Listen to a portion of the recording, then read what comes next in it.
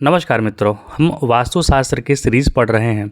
इसमें अभी तक हमने जाना था कि किस तरीके की भूमि हो, किस तरीके का ढलान हो, तो उसका क्या लाभ या फिर क्या हानि होता है।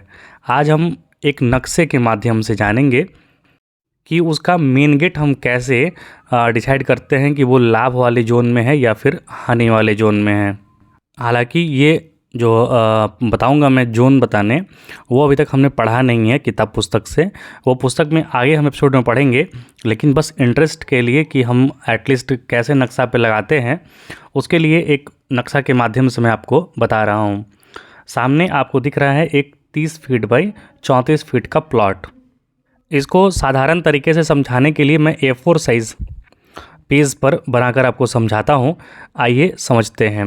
ये जो प्लॉट है जिसमें घर बन चुका है ऑलरेडी, मतलब उसका नक्शा दिया जा चुका है और उस पर घर बन रहा है, वही मैं आपको एकदम डायरेक्ट बता रहा हूँ। आप इसको ध्यान से देखिए और समझिए कि कैसे इस पे हम लागू करते हैं वास्तु चक्र। वास्तु चक्र मतलब कि यहाँ भी जो जैसे आप कुंडली में मैं बताता था कि कोई भी जो भाव होता है उसको 360 डिग्री को 12 भावों में बांट के हम बनाते हैं, वैसे ही वास्तु चक्र में भी 360 डिग्री का होता है, क्योंकि जो हमारा जो स्पेस है वो 360 डिग्री का ही है। उसी को हमें छोटे छोटे हिस्सों में बांटकर, जैसे उसमें जो कुंडली था, कुंडली वाले में हम 30-30 डिग्री का बांटकर 12 भाव बनाते थे। लेकिन वास्तु में क्या होता है कि हम लगभग 11.25 डिग्री का एक भाग बांटते हैं, तो टोटल आपको 32 भाग मिलेंगे। मतलब कि हर एक दिशा में, जैसे ईस्ट में 8 भाग मिलेंगे, वेस्ट में 8 भाग मिलेंगे, नॉर्थ में 8 भाग मिलेंगे, साउथ में 8 भाग मिलेंगे। यही वास्तु के पद माने जाते हैं, 8 पद। उसी से हम डिसाइड करते हैं कि कौन सा हमारे लिए लाभकारी पद है और कौन सा नुकसानदेह पद है। ये सामने आपको गूगल मैप से हम डिग्री नाप रहे हैं कि वो जो घर है, जो प्लॉट हम बनाने जा रहे हैं, उसके बगल में यदि कोई घर है एकदम सटा हुआ, तो उससे रेफरेंस लेंगे कि वो ट्रू नॉर्थ से, मतलब कि आप जो दिशा देखते हैं नॉर्थ, आँख बंद करके आँख खोल के देखते हैं कि ये पूर्व दिशा है, एक्चुअल में वो पूर्व दिशा है कि नहीं, ये हम गूगल से डिसाइड करते हैं, या फिर मैग्नेटिक जो नीडल आता है, कंपास आता है, उसे डिसाइड करते हैं। आपको यहाँ दिख रहा है कि जो नया घर जो बन रहा है, वो प्लॉट में के बगल में एक घर है, जहाँ आपको सीधा वाइट एक लाइन दिख रहा है जिस पे कि 0 मीटर, 20 मीटर, 40 मीटर लिखा हुआ है। उसके जस्ट लेफ्ट साइड में एक प्लॉट, एक घर बना हुआ है, उसी के एकदम सटा हुआ ये नया घर जो है वो बन रहा है। तो हम यदि उसका डिग्री नाप लेंगे तो उससे पता चल जाएगा कि वहाँ जो भूमि है वो कितना डिग्री ट्रू नॉर्थ से हटा हुआ है। या फिर जैसे इसको मैंने और जूम आउट किया, वही घर पे, वही बिल्डिंग का जो दीवार का जो लंबाई था उसको एक समानांतर किया, तो पता चला कि जो ट्रू नॉर्थ है वो 7 डिग्री वेस्ट की ओर झुका हुआ है। अर्थात वो घर जो है वो थोड़ा सा मुड़ा हुआ घर बना हुआ है वहाँ का प्लॉट। मतलब जो आपको हकीकत में वहाँ पर जो, हालांकि ये जो प्लॉट है ये पूरब मुखी प्लॉट है, तो जो प्लॉट आप पूरब मुखी देख रहे हैं वो पूरब मुखी थोड़ा सा उत्तर की ओर, मतलब कि यदि आप उत्तर और पूरब के बीच में कोना देखेंगे तो नॉर्थ ईस्ट, ईशान कोण कहते हैं, वो ईशान कोण की ओर 7 डिग्री जो घर है वो थोड़ा मुड़ा हुआ है। तो हम वास्तु जो चक्र होता है 360 डिग्री वाला, वो उसी हिसाब से 7 डिग्री जो है उसको घुमा कर हम उसको कैलकुलेट करते हैं। क्योंकि यदि जैसे कि मैंने बताया कि लगभग एक पद जो होता है वो 11.25 डिग्री का होता है, तो 7 डिग्री उसमें बहुत मायने रखता है। क्योंकि हमारा जो प्लॉट होता है, मान लीजिए 32 फीट का प्लॉट है, अगर उसको आप सिंपली 8 भाग में बांटेंगे तो 4-4 फीट का पड़ेगा। और वही यदि डिग्री वाइज गलत हो गया जोन, तो हमारा जोन जो है वो गलत पड़ जाएगा। तो हम ये सब कुछ नापने के बाद, जैसे हमको पता चल गया कि वो जो प्लॉट है वो 7 डिग्री वेस्ट की ओर मुड़ा हुआ है, तो हम उस पर उस जो प्लॉट है उसका सेंटर पॉइंट निकाल के वहाँ पर हम वास्तु शक्ति चक्र, जो कि सामने आपको दिख रहा है, उसको वहाँ पर रख देते हैं। और रखने के बाद उससे हम ट्रू नॉर्थ निकालते हैं। ट्रू नॉर्थ मतलब 7 डिग्री वेस्ट की तरफ झुका हुआ। तो वो निकालने के बाद देखिए, जो प्लॉट है वो नॉर्थ साइड से जो लंबाई चौड़ाई है उसका ईस्ट टू वेस्ट वो 34 फीट है। अब उसका सेंटर आप निकालेंगे तो 17 फीट के पास आएगा जहाँ पर कि एन लिखा हुआ है। अब हम जो ट्रू नॉर्थ निकाले थे वो जो 7 डिग्री घिसका हुआ था पश्चिम की तरफ, तो आपको वहाँ पर एक स्लैंट लाइन दिख रहा है जहाँ पे TN लिखा हुआ है, वो आपका ट्रू नॉर्थ हो गया। मतलब कि हकीकत का जो नॉर्थ है इस प्लॉट का वो वहीं पर है, 7 डिग्री घिसका हुआ। अब हमने सबसे पहले क्या जाना, प्लॉट लंबाई चौड़ाई जाना, लंबाई चौड़ाई से उसका सेंटर पॉइंट हमने जाना। सेंटर पॉइंट निकालने के लिए आपको दोनों अपोजिट जो डायगोनल हैं उसको आपस में क्रॉस सेक्शन करके आपको वहाँ पर जो क्रॉस सेक्शन पॉइंट होगा, जंक्शन पॉइंट होगा, वो उनका मिडिल पॉइंट हो जाएगा। तो वहाँ से हमने ट्रू नॉर्थ निकालना सीखा गूगल के माध्यम से। ये प्रोसेस हमने यहाँ तक किया। उसके बाद हम ये जानेंगे कि उस जो आदमी जो घर बना रहा है उसके रिक्वायरमेंट क्या है। उनका रिक्वायरमेंट है 2 अंदर का बेडरूम होना चाहिए, एक सीढ़ी होना चाहिए, एक बाथरूम कम स्नानागार कम शौचालय होना चाहिए, किचन होना चाहिए और उसके बाद एक हॉल होना चाहिए, सेंट्रल हॉल जिसे कहेंगे हम। उसके बाद बाहर एक गेस्ट रूम होना चाहिए और बैठका जिसे हम सिट आउट बोलते हैं। तो आइए उसके हिसाब से हम वास्तु के हिसाब से बनाते हैं। तो सबसे पहले जो सामने आपको मेन गेट एंट्रेंस जो ईस्ट में आपको खाली दिख रहा है वो हमने वास्तु शक्ति चक्र के हिसाब से निकाला है।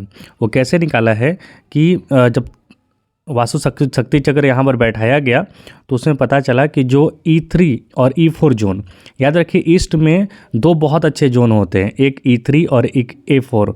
मतलब कि जिसके स्वामी होते हैं जयंत और इंद्र, वो सरकार से संबंधित आपके कार्य कराएंगे, लाभ देंगे, आपका स्वास्थ्य अच्छा करते हैं। ये जो चैप्टर है मैंने आपको नहीं पढ़ाया है, बस ये इंटरेस्ट के लिए मैं आपको अभी बता दे रहा हूँ। आगे आने वाले सीरीज़ में चैप्टर वाइज हम पढ़ेंगे कि सभी 32 जो पद मैंने बताया उसके कौन कौन से देवता होते हैं और उसका क्या क्या लाभ या फिर नुकसान होता है। बाकी ऐसे ही सिंपल जानकारी के लिए मैं आपको बता दूं कि ईस्ट में E3 E4, साउथ में S3 S4, वेस्ट में W4 W3 W4 और नॉर्थ में N3 N4 N5। ये जो जोन होते हैं वो मेन गेट के लिए बहुत अच्छा होता है। लेकिन बाकी सारे जोन जो है वो सारे जोन ख़राब नहीं होते, कोई जोन मॉडरेट होते हैं और कोई जोन जो है एकदम ख़राब होते हैं, वो हम आने वाली वीडियो में जानेंगे। तो आइए सबसे पहले इनके रिक्वायरमेंट के हिसाब से हम एक जो प्लान बना के मैंने दिया है जिस पर घर बन रहा है वो हम पहले देख लेते हैं वो प्लान क्या है। ये प्लान आप यदि देख रहे हैं तो इसमें देखिए कि main gate 7 feet by 7 feet का है। वहाँ से अंदर घुसेंगे आप तो एक दाहिने साइड में आपके अतिथि कक्ष दिख रहा होगा 12 फीट बाई 10 फीट का, और उसी के बगल में सीट आउट है, मतलब कि बैठका है जहाँ पर आप सोफ़ा वगैरह लगाकर बैठका कर सकते हैं, बैठ सकते हैं वो लोग। उसकी लंबाई चौड़ाई है 18 फीट बाई 10 फीट। अब वहाँ के बाद एक दीवार है जो कि हॉल में जाके खुलता है गेट, जिसका गेट का लंबाई चौड़ाई है 4 फीट बाई 7 फीट, और वो हॉल जो है इनका वो बड़ा बनाया गया है 20 फीट बाई 12 फीट का। हॉल में ही इनका लगभग जो नॉर्थ का N7 जोन है जो कि अदिति होता है, जो कि पूजा के लिए सर्वश्रेष्ठ होता है, N7 जोन, वहाँ पर 6 फीट बाई 4 फीट का इनका पूजा कक्ष दिया गया है। अब यदि रसोई घर को देखें तो उसके सामने ही रसोई घर है सबसे पहले, वो है 10 फीट बाई 6 फीट का। तो रसोई घर जो होता है वो basically S4 S5 S6 zone में होता है, मतलब S5 जोन तक होना चाहिए, S4 से S5 जोन तक, वो अग्नि के लिए बहुत अच्छा होता है। तो ये जो किचन है इनका S4 और S5 जोन में आता है 10 फीट बाई 6 फीट का। और जो शौचालय होता है वो साउथ वेस्ट में होता है, साउथ वेस्ट में, जो कि S6 और S7 जोन में होता है। तो इनका जो बेडरूम जो शौचालय है और शौचालय कम जो स्नानागार है वो 8 फीट बाई 6 फीट का वही S6 और S7 जोन में आता है। और उसके बाद जो मास्टर बेडरूम जिसे हम कहते हैं ना, साउथ वेस्ट में मास्टर बेडरूम होना चाहिए, तो वो इनका है 12 फीट बाई 12 फीट का। उसके बगल में एक और शयन कक्ष है 11 फीट बाई 12 फीट का। और याद रखिए जो ट्रू वेस्ट होता है जिसका दिशा हम आगे बताएंगे तो आपको पता चलेगा W5 W4 और W3, ये जोन जो होता है ना, जो कि इनका 2 शयन कक्ष उसके बीच में आया है, तो वहाँ पर जो चीज़ आप रखेंगे वो मल्टीप्लाई होगा। तो यहाँ पर इनका तिजोरी रखने का बहुत अच्छा जगह है, जो शयन कक्ष 11 फीट बाई 12 फीट है उसमें, और मास्टर बेडरूम जो है इसमें। उसके बगल में आप यहाँ पे देखेंगे कि नॉर्थ वेस्ट कॉर्नर में सीढ़ी दिया गया है 7 फीट बाई 12 फीट का। पूरा वास्तु चक्र तो मैंने आपको पढ़ाया नहीं है, तो आपको पूरा डिटेलिंग यहाँ पे समझ में नहीं आएगा, लेकिन जो घर का नक्शा है वो आप बड़े आराम से समझ सकते हैं। बहुत ही आराम से, बहुत ही सिंपल तरीके में ये नक्शा बनाया हुआ है। जो बड़े बड़े रूम है, जैसे शयन कक्ष दोनों हैं उसका, और फिर जो अतिथि कक्ष है उसका जो गेट का जो चौड़ाई है वो 3.5 फीट बाई हाइट 7 फीट है, वो बड़ा आसानी से है। और बाथरूम का, किचन का और पूजा कक्ष का जो गेट है वो 3 फीट बाई 7 फीट है। हॉल इनका 20 फीट बाई 12 फीट है। अब इसमें मेन क्या है, मेन हमें जो किसी भी घर का जो एंट्रेंस होता है ना, उसको हमको देखना होता है। एंट्रेंस के साथ साथ हमें देखना होता है कि बेडरूम कहाँ पड़ रहा है। बेडरूम कहीं ख़राब जोन में तो नहीं पड़ रहा है, क्योंकि शौचालय होता है साउथ वेस्ट में। कहने का मतलब कि S6 और S7 जोन में, वहाँ यदि कोई भी व्यक्ति सो जाए तो वो बर्बाद हो जाता है, बीमार रहता है। 2 जोन में कभी भी नहीं सोना चाहिए, वेस्ट नॉर्थ वेस्ट, जहाँ कि इनका सीढ़ी दिया गया है, और जहाँ अभी शौचालय दिया गया है साउथ वेस्ट में, वहाँ कभी भी नहीं सोना चाहिए। उस जोन को उसी पर्पज़ के लिए जो ख़राब कार्य हैं, जैसे बाथरूम वगैरह, सीढ़ी वगैरह, जिससे हमें कोई मतलब नहीं है, उस पर्पज़ के लिए हम प्रयोग करते हैं। पूजा रूम के लिए बहुत कोई बोलते हैं कि सीधा नॉर्थ ईस्ट चुन लीजिए। ऐसा भी नहीं होता है।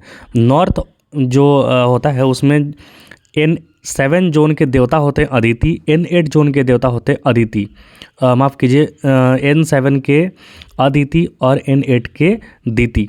तो N8 जो होता है अदिति, जिनके बारे में आप जानते हैं, पुराणों में पढ़े होंगे कि वो ऋषि कश्यप की पत्नी थी और देवताओं की माता है। तो वहाँ पे पूजा कीजिए ना तो ज़्यादा बेहतर होता है। N8 यानी कि एकदम कोना पे चले जाइएगा तो वहाँ पूजा का बहुत फल नहीं होता है, क्योंकि दिति जो है वो देवताओं के नहीं बल्कि वो दैत्यों की माता है। तो इसी प्रकार बहुत ही मतलब डिटेलिंग करके किसी भी एक घर का प्रॉपर वास्तु से नक्शा बनाया जाता है। क्योंकि ऐसे एक जो सिंपल सा जो इंजीनियर, वैसे इंजीनियर मैं भी हूँ, लेकिन वास्तु के हिसाब से जो आप घर बनाएंगे, वास्तु के हिसाब से जो एनर्जी जिस तरीके से बटा हुआ है, भगवान ने वास्तुशास्त्र में बताया गया है, उस तरीके से आप बनाएंगे तो बहुत अच्छा फल रिजल्ट मिलता है। लोग प्रसन्न रहते हैं और आर्थिक और आध्यात्मिक उन्नति दोनों होता है। लेकिन यदि सिर्फ एक नक्शा के हिसाब से उसको बना दिया जाए, उसको वास्तु के हिसाब से न सेट किया जाए, तो बहुत अच्छा नक्शा होते हुए भी यदि मान लीजिए जहाँ भी शौचालय है, जो कि इनका S6 और S7 जोन यानी कि वेस्ट जोन में पड़ा हुआ है, तो वो अच्छा है। लेकिन यदि उसी को हटा के इधर उधर कर दिया जाए और वहाँ पर कुछ अच्छा सोने का ही बेड लगा दिया जाए, तो वो आदमी को बीमार कर देता है। तो यही मेन डिग्री सेलेक्ट करना आपको आना चाहिए, और आपको पता होना चाहिए कि जहाँ आप घर बना रहे हैं उस रेफरेंस पॉइंट से पता होना चाहिए कि वो घर कितना डिग्री नॉर्थ की तरफ या फिर वेस्ट की तरफ झुका हुआ है। क्योंकि कोई भी व्यक्ति जब प्लॉट लेता है तो वो रोड के किनारे का प्लॉट लेता है, और उस समय जब रोड का किनारे का प्लॉट लेता है तो उसको लगता है कि हाँ हम पूरब मुखी लिए हैं या फिर हम उत्तर मुखी लिए हैं। लेकिन वो उत्तर मुखी कितना ज़्यादा टेढ़ा हो गया है ये व्यक्ति ध्यान नहीं दे पाता है। वो आप ध्यान देंगे तब जब इक्विनॉक्स चलता रहता है, जैसे सितंबर में इक्विनॉक्स होता है, मतलब दिन और रात बराबर होता है, या फिर मार्च में इक्विनॉक्स होता है जब दिन और रात बराबर होता है। तो उसमें जब सूर्योदय होता है तो आप जब देखेंगे तो वो एग्जैक्ट पूरब होता है जहाँ से सूर्योदय होता है। तो वो हम देख नहीं पाते, समझ नहीं पाते हैं, और एक थोड़ा सा मुड़ा हुआ प्लॉट खरीद लेते हैं। कुछ जगह पर तो वास्तु के हिसाब से जो प्लॉट होता है वो इतना ज़्यादा मतलब मुड़ा होता है, 30 डिग्री, 32 डिग्री, 45 डिग्री, कि मतलब जहाँ नॉर्थ ईस्ट होना चाहिए वहाँ पर आपका ईस्ट आ जाएगा, और जहाँ नॉर्थ होना चाहिए वहाँ पर नॉर्थ ईस्ट आ जाता है। उसे विदिशा प्लॉट बोलते हैं हम, मतलब कि दिशा ही उसका अल्टर हो गया है, ख़राब हो गया है।